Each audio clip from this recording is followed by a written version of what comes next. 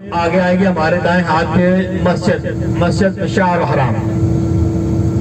इस मस्जिद का कुरान पाक की सूरत में भी जिक्र है इस मस्जिद का। और औजाज कराम यहाँ से रात पूरी इबादत करते हैं और कंकरियां चुनते हैं जो अगले 10 ज़िलहज को शैतान को मारी जाती हैं 7 कंकरियां। दूसरे दिन फिर 21 कंकरियां मारी जाती हैं, बड़े शैतान छोटे फिर दरमियाने वाले को।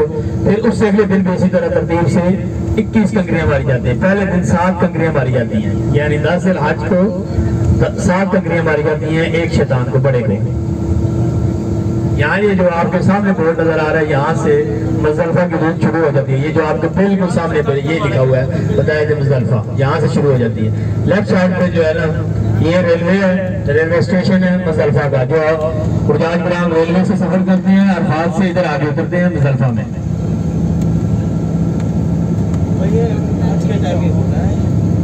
ये मस्जिद पूरा साल बंद रहती है, इसमें कोई नमाज कोई अजान नहीं होती सिवाय 9 ज़िलहज के।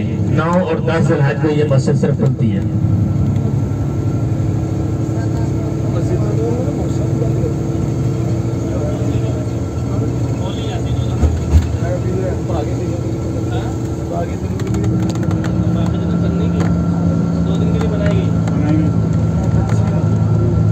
बिल्कुल राइट साइड पे 2 मीनारों वाली मस्जिद आपके साथ साथ राइट साइड में यही मस्जिद मशार हराम है।